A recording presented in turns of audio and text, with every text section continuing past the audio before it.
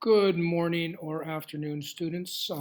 Here is the practice problems for lesson 5 explained. And I just want to let you know that lessons 1 through 4 we've covered to some extent or another through other ways. And we'll also be doing some of those throughout not only this unit, but every unit. So we're not going to formally go through those particular lessons. So here's number 1. May and Priya were on scooters. May traveled 15 meters in 6 seconds. Priya travels 22 meters in 10 seconds. Who was moving faster? Explain your reasoning. So May, 15 meters, 6 seconds. And Priya, 22 meters in 10 seconds. So I want to find, in order to compare these two speeds, I want to find an equivalent part, either distance or time. Distance or time. 15 and 22 don't have a lot of common factors. 6 and 10 do. They most certainly do. So I'm going to simply find out, because it looks like to me like this isn't too difficult to find a common a multiple or factor, quite frankly, of 6 and 10. I'm going to choose to find a multiple. And that multiple that I'm going to find that they have in common is 30 seconds. So I'm going to convert both of these to 30 seconds. And of course, with 10, all I do is multiply it by 3. So I do the same thing to the 22. And for 6, all I do is multiply by 5. I do the same thing for the 15. So 3 times 10 is 30. 3 times 22 is 66. So Priya is on scooter at 66 meters per 30 seconds. May is at 75 meters per 30 seconds, which means May is traveling faster. May is traveling faster. Now, that's not the only way you could do it. You could also figure out a common meters that they covered and then compare their times. That just happened to be the way that I chose to do it. Here are the prices for cans of juice that are the same brand and the same size at different stores. Which store offers the best deal? Explain your reasoning. This one's pretty simple. I'm going to do a similar thing to what I just did, but in this case, since we're talking about money, and since store Z has it per 1 can, that means that I want to figure out what the cost is per can. So store Z is 59 cents per can. 5 cans for $3. I'm simply going to take 3 and divide by 5, which means that's 60 cents a can. I'll do that over here in a minute. And 248 divided by 4, I'm going to do right here.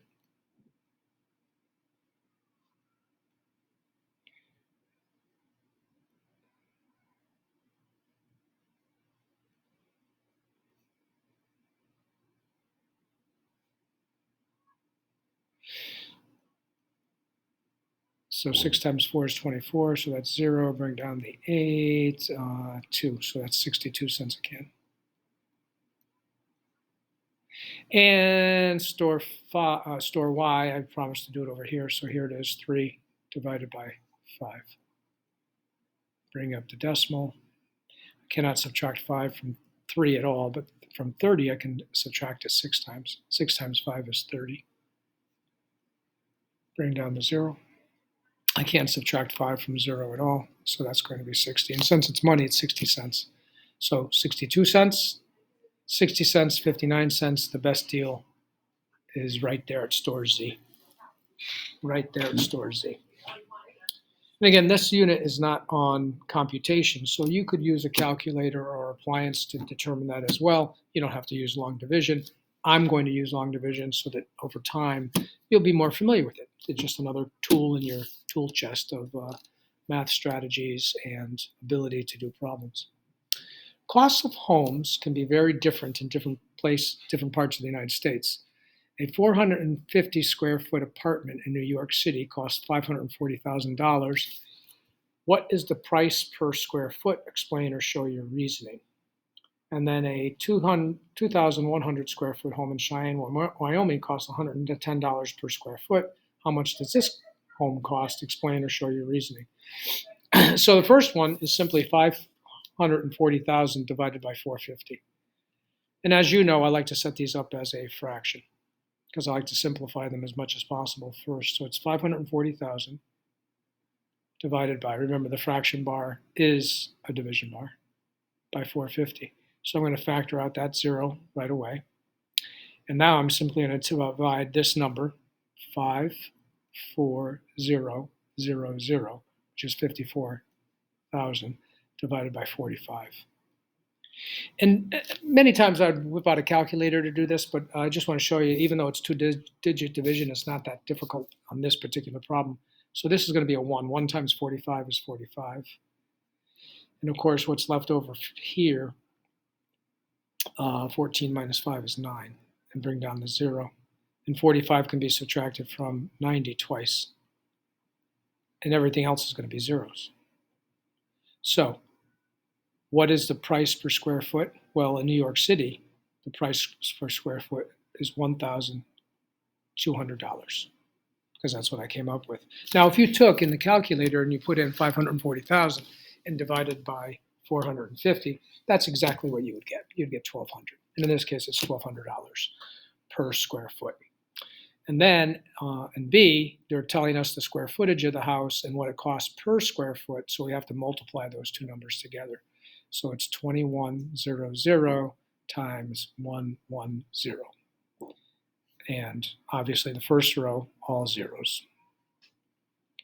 Second row, placement 0, followed by 0, 0, 1, 2, because 1 times 1 is 1, 1 times 2 is 2. 2 placement zeros, another 0, another 0, and then, of course, 1, 2. And then you simply add up all the columns, which is a lot of zeros. Hardest part about this problem is keeping it neat. So it ends up being $231,000 for the 2,100 square foot house. And then you would check it, right? So again, you can use that with check that with a calculator or anything else that you would like to use. As a matter of fact, I'll check it with the calculator just to make sure. So here we go. So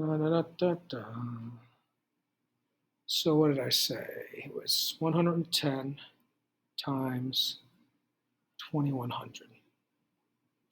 And sure enough, turns out to be 231,000 even. So these prices are 4 or 5 years old. So my guess is that in New York, it's a little bit different. It actually might have gone down in New York because a lot of people moved out because of the COVID situation. Wyoming, my guess is the price probably hasn't changed all that much. That's just my guess, though. Clear screen. There are 33.8 fluid ounces in a liter. There are 128 fluid ounces in a gallon. About how many liters are in a gallon? Okay, so 33.8 fluid ounces in a liter. There are 128 fluid ounces in a gallon. About how many liters in a gallon? So what you do is you do 128 divided by 33.8. So it says about, right? So that gives me the liberty to do some rounding.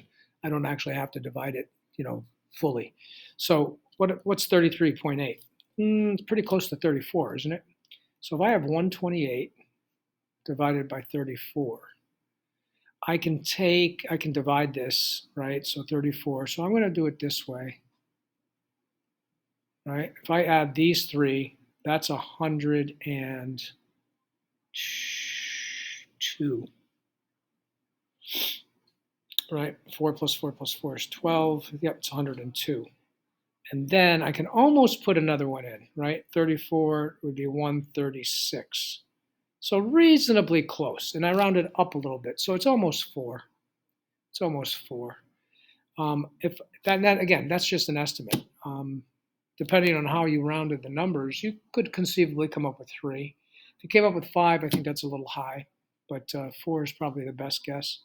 Now, to do it formally, you would do 128 divided by 33.8.